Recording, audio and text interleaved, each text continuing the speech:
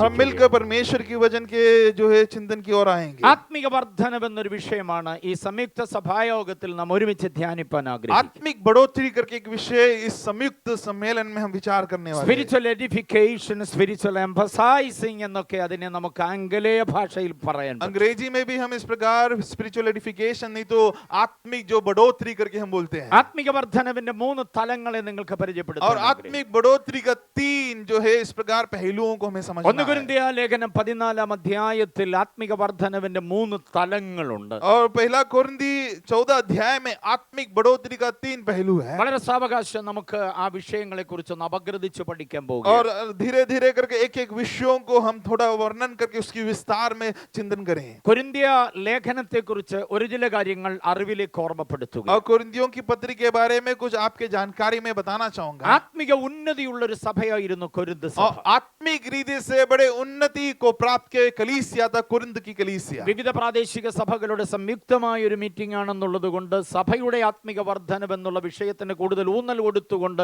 വിശേഷിച്ച് ആത്മിക വർധനവ് എന്താണെന്ന് പ്രസ്താവിപ്പാനാണ് ഞാൻ और ആഗ്രഹിക്കുന്നത്. इस जिला के अलग-अलग स्थानीय कलीसियाओं की संयुक्त जो सम्मेलन है इस वजह से कलीसिया की बढ़ोतरी के सिलसिले में और आत्मिक बढ़ोतरी के सिलसिले में कुछ विषयों को बताना चाहूंगा। ആത്മീയതയും അനാത്മീയതയും കൂടെ ഒരുമിച്ചുണ്ടായിരുന്ന ഒരു സഭയാണ് കൊരിന്ത്യ സഭ. और आत्मिकता और अनात्मिकता साथ होने वाले कलीसिया था कोरिन्थ की कलीसिया। അപ്പോസ്തലനായ പൗലോസിനാൽ സ്ഥാപിതമാക്കപ്പെട്ട അനുഗ്രഹീതമായ ഒരു സഭയായിരുന്നു കൊരിന്തിലെ और സഭ. प्रेरित पौलुस के द्वारा स्थापित हुआ एक आशीषमय कलीसिया था कोरिन्थ की कलीसिया। അതിനെക്കുറിച്ച് ഒത്തിരി ചരിത്രങ്ങൾ പറയുന്നില്ല, എങ്കിലും ഓർക്കണം പൗലോസ് സ്ഥാപിച്ച ആ കാലത്ത് സഭ ആത്മിക ഉന്നതിയിലായിരുന്നു. और उसके बारे में ज्यादा इतिहास के बारे में बताना नहीं चाहूंगा, पर जिस समय पौलुस ने उस कलीसिया की स्थापना किया था वो उस समय आत्मिक रीति से बढ़ोतरी को प्राप्त कर चुके थे। 1 കൊരിന്ത്യർ ലേഖനം 1 അധ്യായം 4 മുതൽ 7 വരെയുള്ള വാക്യങ്ങൾ അവരുടെ ആത്മിക സംസ്കാര തനിമയുടെ ഉദാത്തമായ ലക്ഷണങ്ങൾ വെളിപ്പെടുത്തിയിരിക്കുന്ന വേദഭാഗം. पहला कोरिन्थी पहले अध्याय उसका 4 से लेकर 7 तक जो है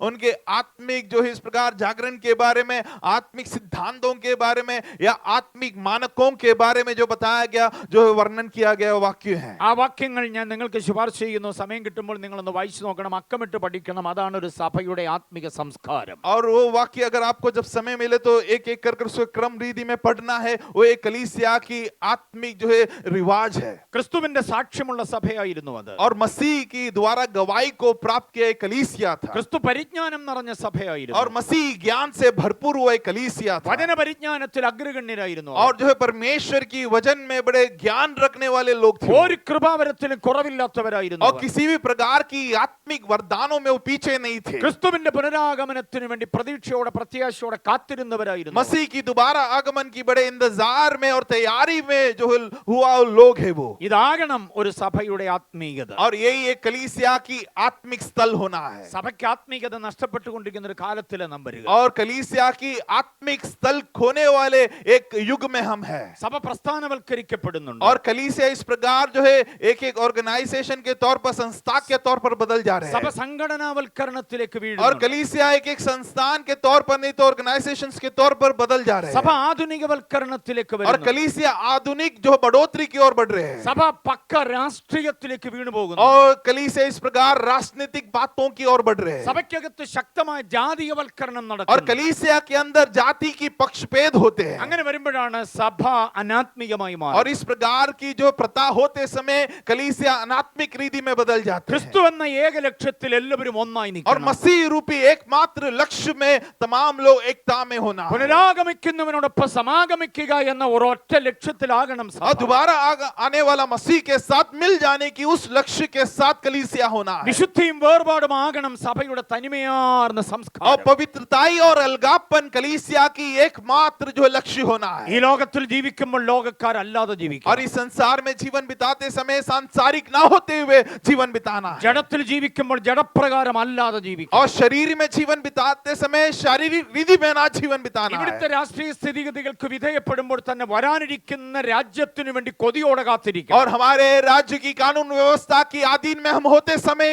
आने वाले परमेश्वर की राज्य के इंतजार में हमें होना है। ഇതാണ് സഭയുടെ തനതായ സംസ്കാരം. और ये कलीसिया की प्रथा है और उसकी रिवाज है। അത് 1 അധ്യായം 4 മുതൽ 7 വരെയുള്ള വാക്യങ്ങളിൽ और വ്യക്തമാക്കിയിട്ടുണ്ട്. पहला अध्याय 4 से लेकर 7 तक वाक्यों में बड़े स्पष्ट रीति से बताया है। എന്നാൽ 1 അധ്യായം മുതൽ വീണ്ടും സൂക്ഷ്മ വിശകലനം ചെയ്താൽ पर पहले अध्याय से अगर आप दोबारा बड़े ध्यान से वो पढ़े, കൊരിന്ത്യ സഭയിൽ 14 പ്രശ്നങ്ങൾ ഉണ്ടായി. और कुरिन्थियों की कलीसिया में 14 प्रकार के अलग अलग समस्या ഈ थे। 14 പ്രശ്നങ്ങൾക്ക് വേണ്ടിയാണ് 16 അധ്യായങ്ങൾ തന്നിരിക്കുന്നത്. और 16 जो 14 जो परेशानियों के लिए 16 अध्याय दिया गया है। 1 അധ്യായത്തിൽ സഭയിൽ പിണക്കമുണ്ടെന്ന് और കേൾക്കുന്നു. पहला अध्याय में इस प्रकार कलीसिया के अंदर जो है जो इस प्रकार की पक्षभेद दे करके हम समझते हैं। നമ്മുടെ സഭയിലും പിണക്കമുണ്ട്. और हमारे कलीसिया में भी इस प्रकार लोग नाराज हो जाते हैं। ആരാധനയൊക്കെ കണ്ടു കഴിഞ്ഞാൽ ഭയങ്കര സന്തോഷം തോന്നും. പക്ഷേ ആരാധിക്കുന്ന അടുത്തിരിക്കുന്നവർ പോലും തമ്മിൽ മിണ്ടാതിരിക്കുന്നവരുണ്ട്. और आराधना देखते समय काफी आनंदित लगते हैं, महसूस होते हैं, पर आराधना करने वाले साथ बैठने वाले भी एक दूसरे से नाराज होते കണ്ടാൽ हैं। കൈ കൊടുക്കാൻ മനസ്സില്ലാത്തവർ. और देखते समय हाथ भी देने के लिए मन नहीं रखते हैं। ചിരിച്ചതാണോ അതോ കോക്കൽ കുത്തിയാണോ എന്ന് അറിയാൻ വയ്യാത്ത പരുവത്തിൽ ഏതാണ്ട് കാണിച്ചിട്ട് പോകുന്നവരുണ്ട്. और आपको देखकर हंसा है या आपकी मजाक उड़ाई है, समझ में नहीं आते, उस प्रकार जो हम शंका में लौट कर जाते हैं। 1 അധ്യായത്തിലെ പ്രശ്നം പിണക്കമാണ്. और पहला अध्याय की जो समस्या ये है कि नाराजपन है वो। കർത്തൃമേശ കഴിഞ്ഞപ്പോൾ വിശുദ്ധ ചുംബനം ഉണ്ടായിരുന്നു. और प्रभु भोज के बाद इस प्रकार पवित्र चुंबन थे। അമ്മായിയമ്മ സാരി മാറി ഉടുത്തോണ്ട് വന്നു. और जो है सासू माँ अपनी साड़ी बदल कर आई है। സാധാരണ അമ്മായിയമ്മ ഉടുത്തോണ്ട് വരുന്ന സാരി എല്ലാം മരുമോക്ക് അറിയാം. और जो साधारण रीति से जो बहू जानती है कि सासू माँ कौन सा साड़ी पहनती है। അന്ന് അവര് വേറൊരു സാരി ഉടുത്തോണ്ട് വന്നു. और उस दिन उन्होंने दूसरा एक साड़ी पहनी है। അപ്പൊ കൂട്ടമായി വിശുദ്ധ ചുംബനം കൊടുത്ത കൂട്ടത്തിൽ അമ്മാവിയമ്മ ഏതാന്ന് തിരിച്ചറിഞ്ഞില്ല. और जो है साथ ही साथ पवित्र चुम्बन देते समय सासू माँ को पहचान नहीं पाई क्योंकि साड़ी बदल गई है। പിടിച്ച് രണ്ട് കവിളിലും ആ ചുംബനം ചെയ്തു. और पकड़कर उनकी दोनों गाल पर चुम्बन दिया है। ചുംബനം ചെയ്ത് നോക്കിയപ്പോഴും അമ്മാവിയമ്മ और देते समय वो देखा तो ये तो मेरी सासू माँ है। അമർത്തി അങ്ങ് തുടച്ചു. और जो जबरदस्ती उन्होंने पहुंच लिया है उनकी गाल। പിണക്കം മാറത്തില്ല. और इस प्रकार उनकी शिकायत हटेंगे नहीं। ആത്മാവ് എത്ര കാര്യമായി ഇറങ്ങിയാലും പിണക്കം മാറും. और आत्मा चाहे कितना भी गंभीर रीति से उतरे तो भी हमारी जो है शिकायतें कम नहीं होते हैं। ഒരല്പം വീഞ്ഞ് കുടിക്കാൻ ഗ്ലാസ് അങ്ങോട്ട് കൊടുത്തു. और थोड़ा सा दाखरस पीने के लिए जो ग्लास आगे बढ़ा है പകുതി അങ്ങ് കുടിച്ചു. और उस ग्लास का आधा पी चुका है। ഒരല്പം ബ്രെഡ് എടുക്കുമെന്ന് വിചാരിച്ച പ്ലേറ്റ് ഇങ്ങനെ അങ്ങോട്ട് വെച്ചു. और थोड़ा ब्रेड लेगा सोचकर जो है वो प्लेट आगे किया है। ബേക്കറിയിൽ ഇത് കഴിക്കുന്ന പോലെ പകുതി പന്നം എടുത്തു. और जैसे बेकरी में बैठकर खाते उतना ही आधा जो ब्रेड खा चुका है। യേശുവിന്റെ ശരീരമല്ലേ എനിക്ക് ഇഷ്ടമാണെന്നാ പറഞ്ഞു. और बोलते कि यीशु मसीह का शरीर है, मैं पसंद करता हूँ। എന്നാലും പിണക്കം മാറത്തില്ല. और इसके बावजूद भी हमारे नाराजगी हटते नहीं है। ഇതെല്ലാം കൂടെ കഴിച്ചാലും പിണക്കം മാറും. और ये सब कुछ खाने के बावजूद भी नाराजगी हटते नहीं है। 1 അധ്യായം പിണക്കത്തിന്റെ അധ്യായം. और पहला अध्याय नाराजगी की अध्याय है। 2 അധ്യായം ലോക സ്നേഹത്തിലേക്ക് വീണുപോയ കൊരിന്ത്യ സഭ. और दूसरा अध्याय में सांसारिक प्रेम की ओर गिरा हुआ कुर्द की कलीसिया है। ലോകത്തിന്റെ ഇമ്പങ്ങളിലേക്ക് ഇറങ്ങി പോവുക. और संसार की जो है अभिलाषाओं की ओर उतर जाना। ലോകജ്ഞാനമാണ് അവർക്ക് വേണ്ടത്. और उनके लिए जो संसार की ज्ञान की जरूरत है। ആത്മീയ ജ്ഞാനം ദൈവജ്ഞാനം വേണ്ട. और आत्मिक ज्ञान और परमेश्वर के ज्ञान की जरूरत नहीं। ഇതാണ് 2 അധ്യായത്തിലെ और പ്രശ്നം. यही दूसरा अध्याय की समस्या है। 3 അധ്യായത്തിലെ പ്രശ്നം എന്ന് പറയുന്നത്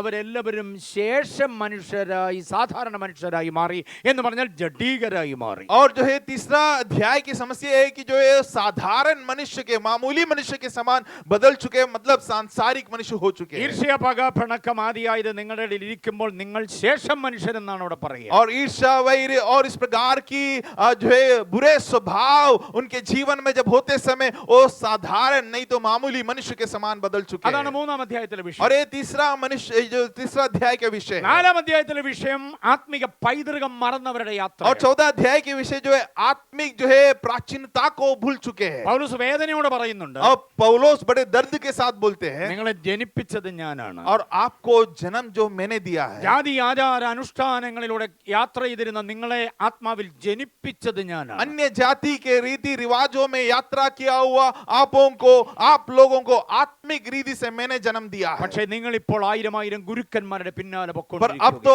आप हजारों गुरुओं के स्वामियों के पीछे आप जा रहे हैं। നിങ്ങൾ പൈതൃകം മറന്നുപോയി. और आपके जो मुख्य दाता को आप भूल चुके हैं। സ്പിരിച്വൽ ലെഗസി നിങ്ങൾക്ക് എവിടെയോ നഷ്ടമായി. और आत्मिक लेगेसी जो है नहीं तो आत्मिक पिता जोपन को आप भूल चुके हैं। ഇന്നത്തെ സഭയുടെ പ്രശ്നം അതൊക്കെ തന്നെയാണ്. और आजकल की कलीसिया की समस्या भी वही है। വേർപാടിനും വിശുദ്ധിക്കും വേണ്ടി നിലനിന്ന പിതാക്കന്മാരെയും മാതാക്കളെയും മറന്നുകൊണ്ട് ആധുനികതയുടെ ഒരു ഒരു ഒരു കൊഴുപ്പിൽ നമ്മൾ മുമ്പോട്ട് പോകും. अलगापन के लिए रुका हुआ माता पिताओं को भूलकर जो इस प्रकार आत्मिक रीति से जो गलत मार्ग में गलत दिशा में यात्रा करने वाले लोग बन चुके हैं। പെന്തക്കോസ്തിനെ വിശ്രുതമാക്കിയത് രോഗശാന്തി എന്ന ഉപദേശമാണ്. और जो पेंतिकोस्त को इतने जो रीति में विशाल रीति में बढ़ाया हुआ बात है कि बीमारी से चंगाई करने वाले परमेश्वर की वरदान। ജീവിതത്തിന്റെ ലാളിത്യമാണ് പെന്തക്കോസ്തിനെ പരസ്യമാക്കി മാറ്റിയത്. और जो जीवन की जो इस प्रकार की लाडपन जो है पेंतिकोस्त को लोगों के बीच में ले आया പക്ഷേ है। ഇതെല്ലാം നമുക്ക് എവിടെയോ കൈമോശം पर വരുന്നു. कहीं ना कहीं तो ये सब कुछ हमारे हाथ से छूट चुका है। നമ്മുടെ തലമുറകൾ പോലും കർത്താവിന്റെ വേലയ്ക്ക് വേണ്ടി ഇറങ്ങുന്നില്ലെന്നുള്ളത് പോരായ്മയാണ്. और हमारे बच्चे भी परमेश्वर के लिए सेवकाई के लिए निकलते नहीं, ये भी एक कमी है। അങ്ങനെയുള്ളതായിരിക്കുന്ന ഒത്തിരി ഒത്തിരി സംഗതികളുണ്ട്. ഈ ലെഗസിയിൽ നമ്മൾ അകന്നാണ് യാത്ര. और उस प्रकार की अलग अलग प्रकार की जो है बातें इस लेगेसी से हम दूर होने की बातें हैं। 5-ാം അധ്യായത്തിലെ വിഷയം എന്താണെന്നറിയാമോ? 5वें अध्याय का विषय क्या है? 5-ാം അധ്യായത്തിൽ അവരുടെ ജഡീകത എന്ന് പറയുന്നത് വ്യഭിചാരമാണ്. और जो 5वें अध्याय में उनकी जो इस प्रकार की सांसारिक बात का मतलब है कि उनकी व्यभिचार की स्वभाव ദുർനടപ്പ് നിങ്ങളുടെ ഇടയിൽ ഉണ്ടെന്ന് ഞാൻ കേൾക്കുന്നു. और गलत चाल चलन उनके बीच में है करके मैं सुना हूं। നിങ്ങളുടെ ഇടയിൽ ഒരു പുളിപ്പുണ്ടായിട്ട് അതിനെ നിങ്ങൾ और മാറ്റുന്നില്ല. आपके बीच में खमीरपन होने के बावजूद भी आप उसे हटा रहे नहीं। വഴിതെറ്റിയവൻ സഭയ്ക്കകത്ത് ഇടം തേടുന്നുണ്ട്. और मार्ग से जो भटक चुका है वो कलीसिया के अंदर स्थान ढूंढते हैं। ശക്തമായിരിക്കുന്ന വചനത്തിന്റെ ഉപദേശ സംഹിതകൾ വെളിപ്പെടുത്താത്തത് കൊണ്ട് എന്ത് ദോഷവും ചെയ്യുന്നവൻ സഭയ്ക്കകത്ത് തട്ടകം തീർക്കുന്നുണ്ട്. और अच्छे रीति से बेहतरीन रीति से परमेश्वर की वचन की भेदों की बात ना बताने के वजह से जो है गलत कार्य करने वाले व्यक्ति भी कलीसिया के अंदर स्थान ढूंढते हैं। കള്ളുകുടിക്കുന്നവനും പുകവലിക്കുന്നവനും വട്ടിപ്പലിശക്കാരനും കൊള്ളപ്പലിശക്കാരനും ഒക്കെ സഭയ്ക്കകത്ത് ഇടമുണ്ട്. और नशा करने वाले, फूकने वाले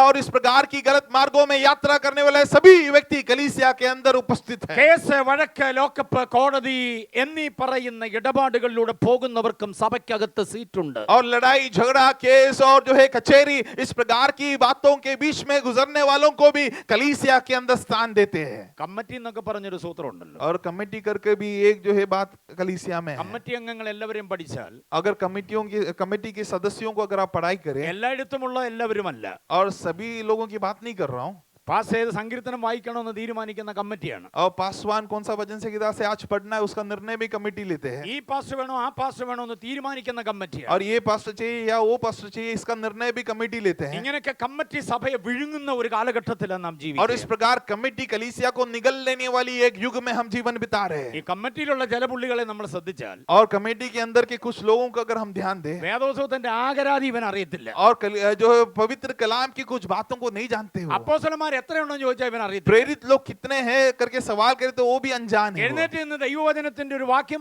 വായിക്കാൻ ഇവൻ അറിയില്ല. और खड़े होकर जो है परमेश्वर की वचन की एक वाक्य पढ़ना भी वो नहीं जानते। ബാക്കി സകല കാര്യങ്ങളും തീരുമാനിക്കുന്ന ഇവന്റെ തലയ്ക്കകത്തൂടെ. और इसके बावजूद भी बाकी तमाम बातें जो है जो निर्णय लेते ये अपने दिमाग से लेते हैं। ഞാൻ നവി മുംബൈയുടെ കാര്യമല്ല और പറയുക. मैं नवी मुंबई की बात नहीं कर रहा हूँ। ആഗോള വ്യാപകമായ ദൈവസഭയുടെ അവസ്ഥയാ പറയുക. और पूरे जगत में इस प्रकार परमेश्वर की कलीसिया की एक अवस्था को जो मेरे सरल रीति में बता रहा പൗലോസ് हूं। പറയുന്നു അവനെ നിങ്ങളുടെ ഇടയിൽ നിന്ന് നീക്കാത്തതെന്ത്? और पौलुस ये कहते कि उन्हें तुम्हारे बीच में से क्यों नहीं हटाते हैं? ആത്മീയത നഷ്ടപ്പെട്ടവന്റെ തലച്ചോറിൽ ഉയരുന്ന ആശയങ്ങൾക്കനുസരിച്ചാണോ സഭ പോകേണ്ടതെന്ന് പൗലോസ് और ചോദിക്കുന്നു. पौलुस ये सवाल करते कि आत्मिकता नष्ट हुआ उस व्यक्ति की दिमाग में उठने वाले जो रीति के हिसाब से क्या कलीसिया को चलाना है? 6-ാം അധ്യായത്തിലെ വിഷയം എന്താണെന്നറിയാമോ? 6वें अध्याय का विषय क्या है? പരസ്പരം കേസ്, വഴക്ക്. और एक दूसरे के साथ लड़ाई है। വിശുദ്ധന്മാരെന്ന് അവകാശപ്പെടുമ്പോൾ പ്രശ്ന പരിഹാരത്തിന് വേണ്ടി അശുദ്ധന്മാരുടെ അടുക്കൽ കേസുമായി പോവുകയാണ്. और जो पवित्र व्यक्ति कर कर जो इस प्रकार जो है